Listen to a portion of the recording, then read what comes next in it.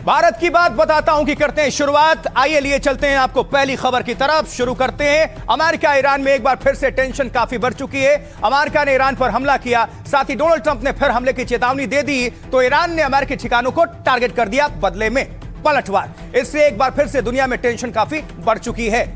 तो अमेरिकी सेना ने ईरान के air defence system command centre पर एक के बाद एक कई भीषण हमले किए।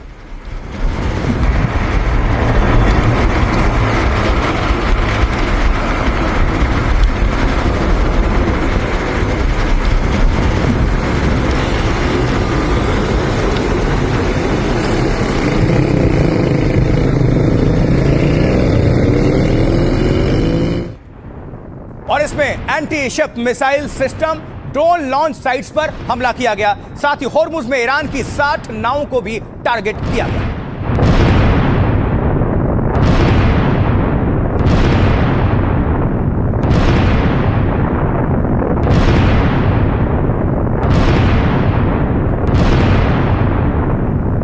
सिर्फ धमाके ही धमाके सुन रहे हैं आप। और देखिए, इतना ही नहीं, डोनाल्ड ट्रंप ने फिर से ईरान को बड़े हमले की चेतावनी भी दे दी है इसी बीच। And so we hit him very hard last night. Very, very hard. Probably hit him hard again tonight. And so we hit him very hard last night. Very, very hard. Probably hit him hard again tonight. I'll give him a little warning. We're going to hit him hard tonight.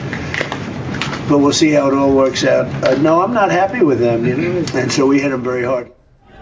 और ये सब कुछ तब हो रहा है जब Iran के पूर्व सुप्रीम कमांडर खामनेई की अंतिम यात्रा चल रही है, जहां लाखों लोग पहुंच रहे हैं। तस्वीर देखिए।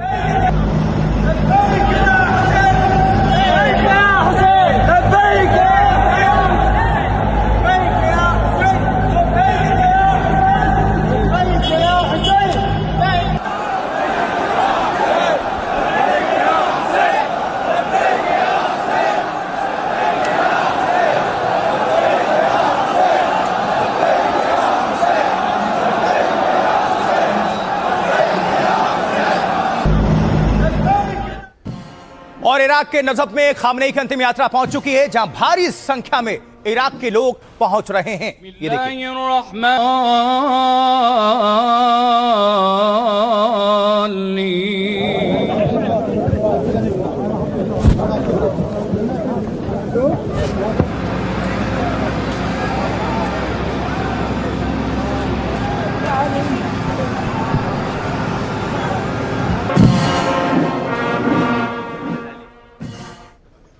और वहीं अमेरिका के इस अटैक के बीच तुर्की में नाटो की बैठक चल रही है, जहां डोनाल्ड ट्रंप ने ईरान के खिलाफ साथ ना देने पर नाटो देशों को घेरा। तो क्या इस बैठक में नाटो देश ईरान के खिलाफ आ जाएंगे? सवाल है।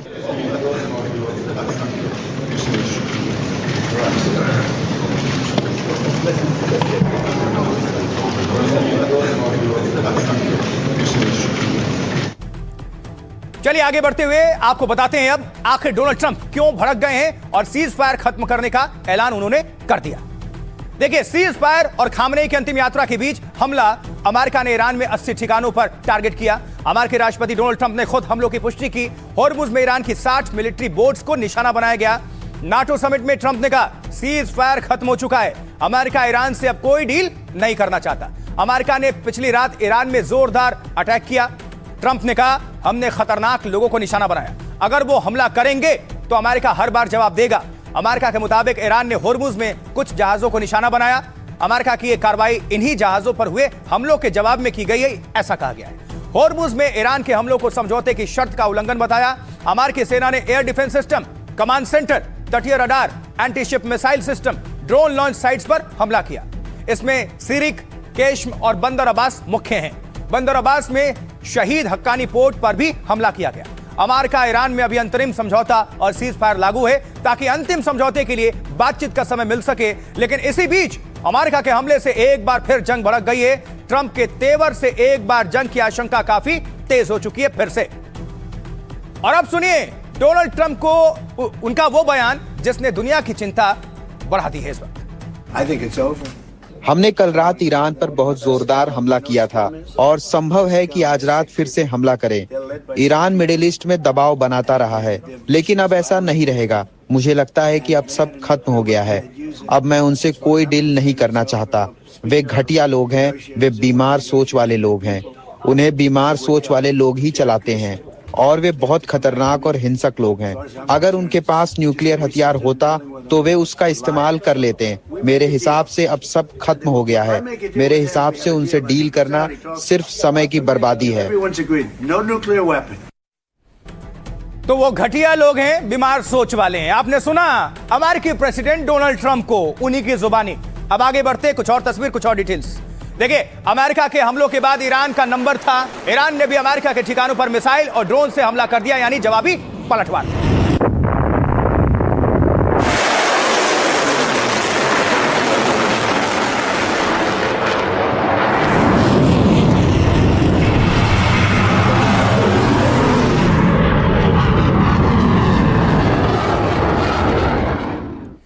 वहीं ईरानी राष्ट्रपति इस दौरान इराक में थे, जहां इराक के प्रधानमंत्री से उन्होंने मुलाकात की। हमले की खबर के बाद वो तुरंत ईरान लौट आए।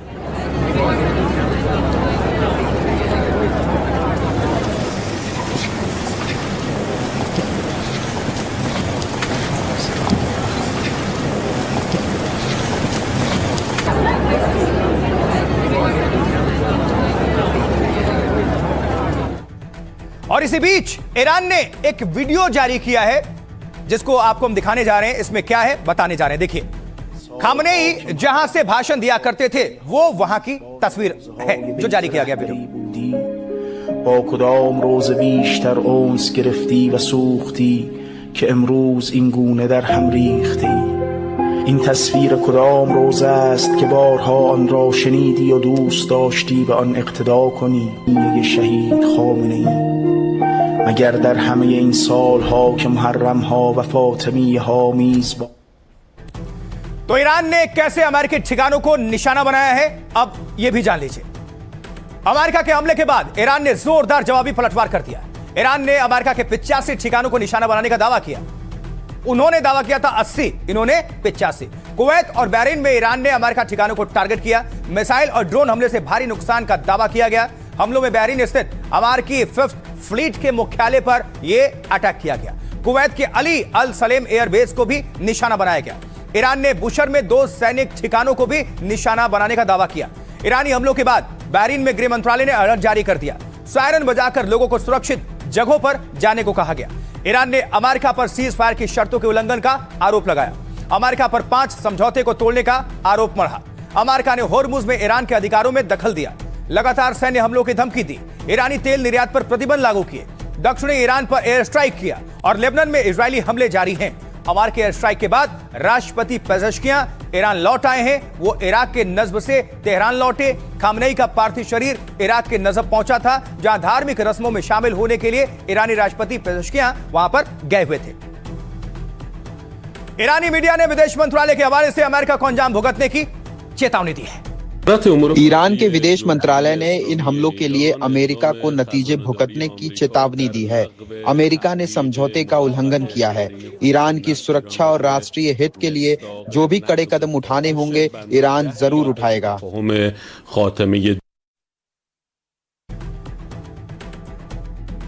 तो जवाबी पलटवार भी लगातार जारी है। दोनों तरफ से अपने अपने दावे हैं, लेकिन दुनिया की चिंता तो बढ़ी गई है। अब इस हमले का असर और कुछ तस्वीरें और डिटेल्स देखिए, क्योंकि ये जो हमला हुआ, इन हमलों के बाद एक बार फिर होर्मुज में तनातनी काफी बढ़ चुकी है। यहां से तेल टैंकर्स के निकलने में फिर मुश्किल शुरू हो गई है। तस्वीर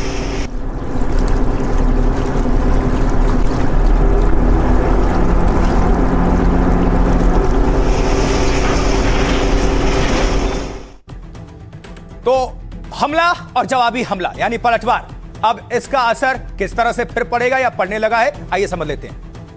देखिए, अमेरिका ईरान के हमले और डोनाल्ड ट्रंप के ऐलान के बाद तेल की कीमतें फिर से आसमान पर हैं, तो शेयर बाजार भी भारी गिरावट वहां पर भी देखी गई है। अमेरिका ईरान जंग और डोनाल्ड ट्रंप के ऐलान से तेल की कीमतों में उछाल दर्ज हुआ है। ट्रंप के समझौता खत्म करने के ऐलान से तेल की कीमतें 6% तक जा बढ़ी हैं। ब्रेंट क्रूड करीब 6% बढ़कर दोबारा $75 प्रति बैरल तक जा पहुंचा है। सीज फायर के बाद तेल की कीमतें कम होनी शुरू हो गई थी और अमेरिका ने ईरान के तेल निर्यात पर फिर से प्रतिबंध का ऐलान कर दिया। अब इसके चलते बाजार में सप्लाई प्रभावित होने की आशंका बढ़ चुकी है। इसी वजह से कच्चे तेल की कीमतों में तेजी आई। जंग के बीच दुनिया भर के शेयर बाजार में भी हाहाकार है। जैसे यूरोपीय शेयर बाजारों में 2% से ज्यादा की गिरावट देखने को मिली। वहीं सेंसेक्स 1677 अंक गिरकर 76,504 पर बंद हुआ। 504 पर भारतीय शेयर बाजार 20 मिनट में ही 1000 अंक टूट गया। भारत अपनी जरूरत का 85% से ज्यादा कच्चा तेल आयात करता है। तेल की कीमतें बढ़ने या सप्लाई प्रभावित होने से सीधा असर पड़ेगा, यह सब हमने देख भी लिया है। अब सवाल यह है कि अगर दोबारा जंग शुरू तो आगे क्या होगा? सुनिए डिफेंस एक्सपर्ट टीपी त्यागी इसको लेकर क्या कह रहे हैं। षड्यंत्र के अंतर्गत ही अमेरिका ने मौका दिया हो ईरान को, लेकिन फिर भी कई मौके दिए गए कि मिडिल ईस्ट के अंदर शांति आ जाए, समझौता हो जाए, लेकिन ईरान ने उसे मानने से इनकार कर दिया। अब जब शोक चल रहा है ईरान के अंदर, अयातुल्ला खोमेनी की शव यात्रा चल रही है, ऐसे में ईरान कहता है कि डोनाल्ड ट्रंप का सर कलम कर दिया जाए, डोनाल्ड ट्रंप को जो मारेगा उसको 10 करोड़ रुपए का इनाम दिया जाएगा, और बाकायदा एक मुख्तार यूनिट बना दी गई है जिसमें तरह तरह के कॉम्पिटेंट किलर्स ज्वाइन करवा दिए गए हैं। यानी ऐसे समय में फिर क्या डोनाल्ड ट्रंप ये कहेंगे कि आओ मैं समझौता करता हूं? और इतना ही नहीं, जब ये कह दिया गया था कि स्ट्रेट ऑफ हॉर्मुज को खुला रखा जाएगा, तब जो जहाज ओमान के तट के पास से अमेरिका के डायरेक्शन में गुजर रहे थे, उनके ऊपर एक बार नहीं 2 बार हमला किया गया और जिसमें उनको नुकसान भी पहुंचा। ऐसे समय में फिर अमेरिका ने यह कह दिया कि अब ईरान के साथ वार्ता करना समय की बर्बादी है, ये बहुत ज्यादा बीमार लोग हैं, लिहाजा सीज फायर खत्म होता है। तो देखिए जंग की आशंका और दोबारा जंग की शुरुआत के बाद दुनिया के देश टेंशन में हैं। जी, ये जो तस्वीर देख रहे हैं ये नाटो देशों की, जब इकट्ठा हुए सारे वहां के राष्ट्राध्यक्ष, उनकी मीटिंग, मेल मुलाकात और ये फोटो सेशन की तस्वीर से।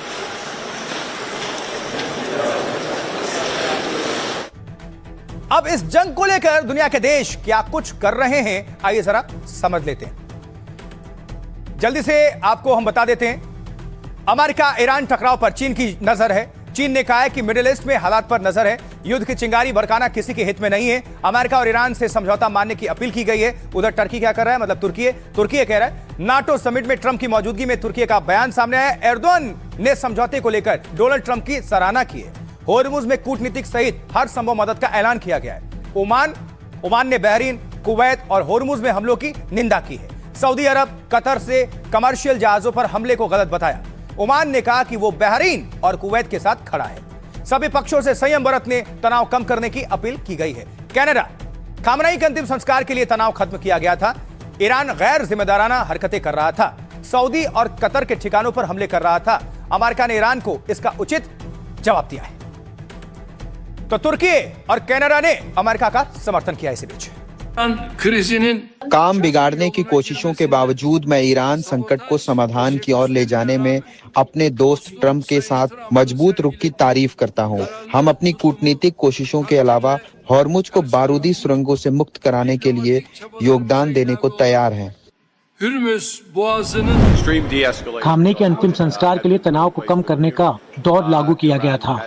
ईरान गैर जिम्मेदाराना हरकतें कर रहा था, खासकर सऊदी और कतर के ठिकानों पर हमले कर रहा था और इसका उचित जवाब दिया गया है।